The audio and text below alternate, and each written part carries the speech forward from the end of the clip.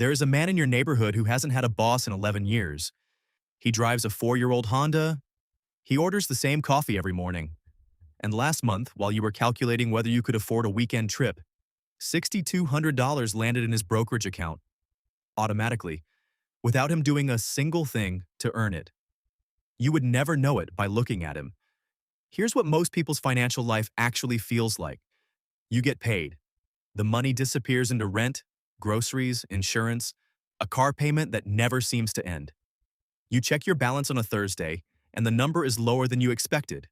Again, a $600 car repair shows up in October, and instead of just paying it, you have to do mental math, shuffling money between accounts, maybe moving something off a credit card, telling yourself you'll fix it next month. That low-level financial anxiety, that background hum of what if something breaks, most people just accept that as normal, as just the way it is. But that man with the Honda, he doesn't feel that hum anymore. Not because he's rich in the way you'd imagine, but because at some point, he stopped relying entirely on a paycheck and started building something that pays him whether he works or not. And the strange part, most people who get there don't broadcast it. They don't post about it. There are no Lamborghinis, no luxury watches, no "I retired at 40" thumbnails. They just quietly disappear from the financial stress that everyone else lives with.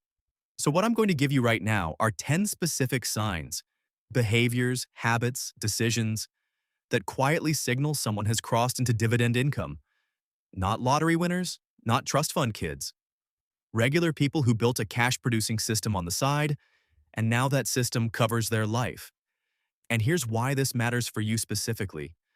Every single one of these signs is actually a decision you can start making right now, before the income even exists. Because this is how it actually begins. Not with a windfall, but with a shift in how you think about money. Let's go. If you want the actual funds and strategies that pay monthly income, not theory, but specific, buildable systems, that's exactly what I break down here every few days. Subscribe so you don't miss the next one. Before we get into the full list, I want to plant a question in your mind that I'll come back to at the end.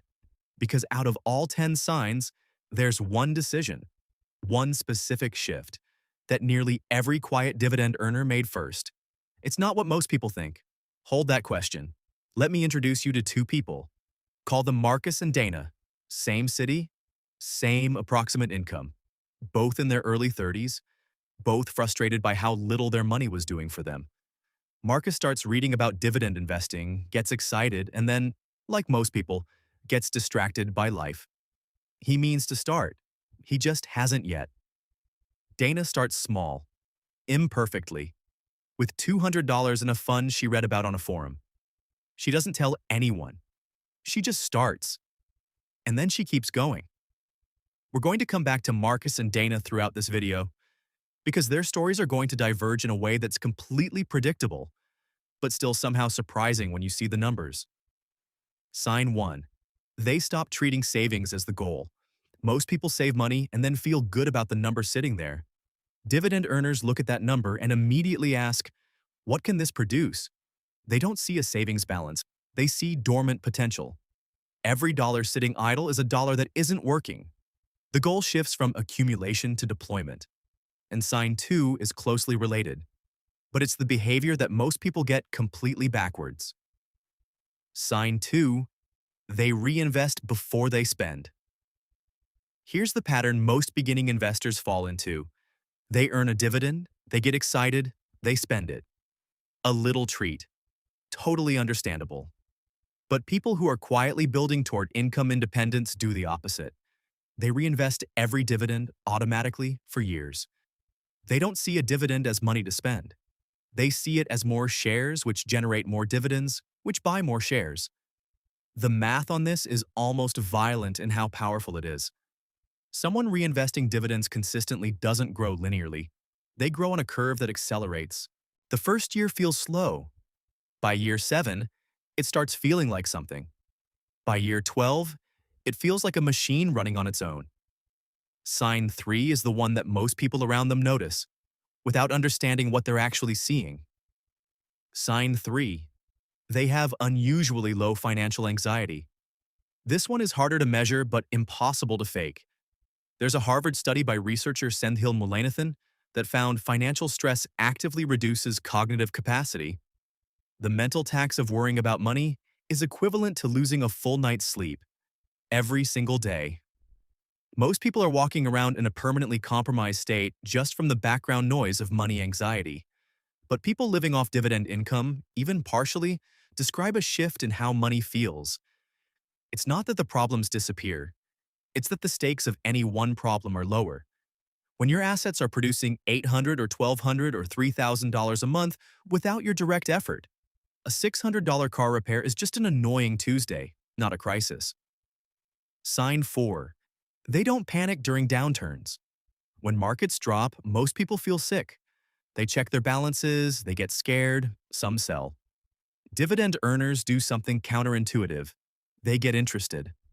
A market drop means shares are on sale, which means the same dollar buys more dividend income than it did last week. Dana, our character from earlier, started her portfolio during a rough patch in the market. Everyone around her thought she was making a mistake. She thought she was getting a discount. Sign 5 is about a behavior that happens at the grocery store and the dinner table. And it's one of the most telling of all. Sign 5. They are almost aggressively unimpressed by lifestyle inflation. When most people get a raise, the money gets absorbed by a bigger apartment, a newer car, a nicer vacation. Dividend earners tend to resist this pull, not because they're cheap, but because they've done the math. They know that a $500 monthly lifestyle upgrade costs them something much more expensive than $500.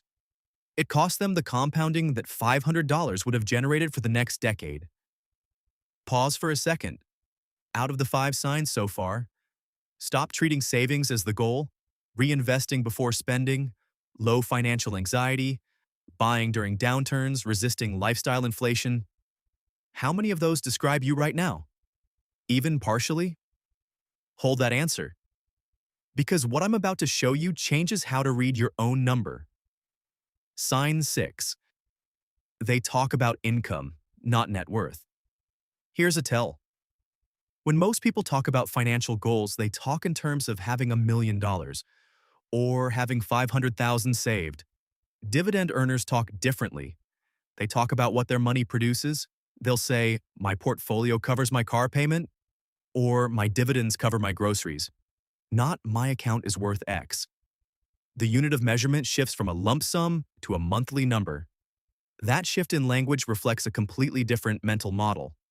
Sign 7 is what happens when they get a windfall, and it's the opposite of what most people do. Sign 7. When they get extra money, it immediately becomes income producing. Tax refund, bonus, birthday money, inheritance. Most people spend windfalls on experiences or things. Dividend earners deploy them. Not all of them, they're not robots, but a significant portion goes straight into the machine. Because they understand that a $2,000 windfall today, invested in a portfolio yielding 4%, becomes $80 a year forever. Small? Sure. But $80 a year stacked on top of the last windfall, stacked on top of the one before that, and the machine keeps growing. Let me bring Marcus back in for a second. Marcus is now 38. He's doing fine by most measures. Good job, nice apartment. He's contributed a bit to his retirement account, but never really went deep on dividend investing. One night, he's at dinner with Dana, who he hasn't seen in a while. She seems calm, relaxed in a way he can't quite place. He asks how work is going. She says, I actually cut back to 3 days a week last year. He asks how she can afford that. She smiles and says, my portfolio covers the gap. Marcus does the math on the way home. She's been quietly building this for 7 years. He's been meaning to start for the same 7 years. That's the uncomfortable truth this video is really about. The gap between them isn't talent, luck, or income. It's 7 years of small, consistent decisions. Compounding. Sign 8. They think of themselves as owners, not earners. This is the psychological shift that makes all the other signs possible. When your identity is, I am someone who earns money by working, every financial decision gets filtered through, How do I protect my paycheck? When your identity shifts to, I am someone who owns income-producing assets, every financial decision gets filtered through, how do I add to what I own? That's not a motivational phrase. That's a literally different decision-making framework that changes hundreds of small choices every year. And those small choices, compounded, create Dana's life instead of Marcus's. Sign 9. Their financial calendar is inverted from everyone else's. Most people's financial anxiety peaks around the 1st and 15th, when bills hit. Dividend earners start structuring their portfolios so that income hits before the bills do. They build around ex-dividend dates, payment dates, monthly income funds. The calendar starts working for them instead of against them. When your rent is due on the 1st and your dividend hits on the 25th, there's a completely different emotional texture to the first of the month. Sign 10. They never seem threatened by job news. When layoffs get announced at a company, most employees feel a cold spike of fear. What if it's me? What if I lose the paycheck? Dividend earners feel something different, closer to inconvenience than terror, because their income has a second source that doesn't care whether the company restructures. When you have assets producing income on the side, you negotiate from a different position. You stay because you want to, not because you have to. That psychological freedom changes every interaction, at work, at home, with money. So what is the one decision, the single shift, that separates the Danas from the Marcuses? It's not the amount they invested. It's not the specific fund they picked. It's that they decided, before the income existed, to act like dividend income was already the plan. Dana didn't wait until she had enough to make it worth it. She started with $200, treated it seriously, and let time do what time does to compounding assets. That man in the Honda with $6,200 landing in his account last month, he started with a less than you probably have sitting in a savings account right now. The income exists because the decision came first. Dana, 7 years in, now has a portfolio generating roughly $1,400 a month in dividend income. She didn't get a raise that made this possible. She didn't inherit anything.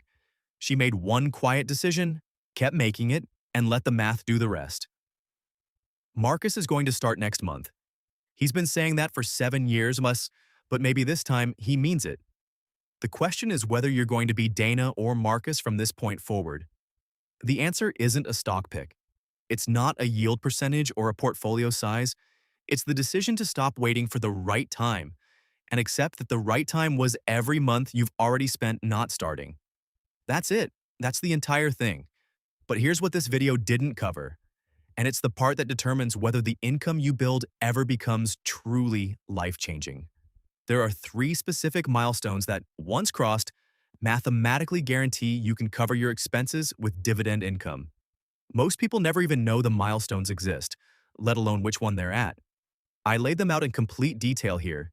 3 milestones that guarantee you can live off dividends. The link is in the description and on screen right now. Watch that one next. This video is one piece of a system I'm building out here. Income investing, explained in plain language with real numbers for people who are done waiting. If that's what you want to keep getting, subscribe, and I'll keep building it with you. Tell me in the comments, which of the 10 signs do you already have, and which one do you need to build next? I read every reply,